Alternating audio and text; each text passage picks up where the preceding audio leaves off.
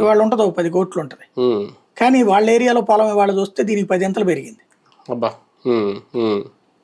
అది లెక్క. అంటే ఆ రోజున ఏంటంటే మన ఏరియాలో ఎంత ఉంటదరా అనుకోవడం, ఇక్కడ అమ్మేసుకోవడం, అటు పోయారు. ఎందుకు పోయారు అంటే ఇక్కడ సెక్యూరిటీ ఉండదు, రౌడీయిజం, ఫ్యాక్షనిజం. ఇప్పుడు అమరావతికి సెక్యూరిటీ కావాలి కదా ఇక్కడికి. ఇవాళ ప్రస్తుతం ఉన్నటువంటి సిచ్యుయేషన్ ఏంటి అంటే భవిష్యత్తులో తెలుగుదేశం సింపథైజర్లు మాత్రమే ఇక్కడ బతకగలరు, ఇతరులు బతకలేరు అన్నప్పుడు ఈవెన్ జనసేన బీజేపీ వాడు కూడా బతకలేడు ఇక్కడ సింపథైజర్ అనే స్టేజ్ వచ్చినప్పుడు పారిశ్రామికవేత్త, వ్యాపారవేత్త, పారిశ్రామిక వ్యాపారాలు జరగకుండా ఓ ప్రాంతం ఎట్లా డెవలప్ అవుద్ది? హైదరాబాద్ డెవలప్మెంట్ లో రీజన్ ఏంటి? ఆదిలాబాద్ ఎందుకు చేయలేకపోయాడు చంద్రబాబు నాయుడు? వరంగల్ ఎందుకు చేయలేకపోయాడు బాబు నాయుడు? ఇట్లా చూస్తే ఏం చేశారని ఇప్పుడు హైదరాబాద్ అనేది ఆల్రెడీ వెల్ ఎస్టాబ్లిష్డ్ సిటీలో నువ్వు 4 బిల్డింగులు కొత్తగా కట్టావు, ఆటోమేటిక్ డెవలప్మెంట్ ఉంటుంది.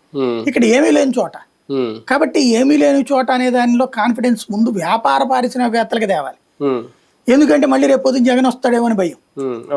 జగన్ వస్తే కనుక దీన్ని పక్కన పెట్టేస్తాడేమో అని భయం. కాబట్టి మోడీ వస్తే జగన్ ఫీలింగ్ పక్కకి వెళ్ళిపోతుంది, ఇక ఎక్కడికి పోదనే ఫీలింగ్ వస్తుంది. రెండవది చంద్రబాబు నాయుడు ఉంటేనే ఈ ప్రాంతం డెవలప్ అవుతుంది అన్నటువంటి ఒక నమ్మకం కలిగించాలి.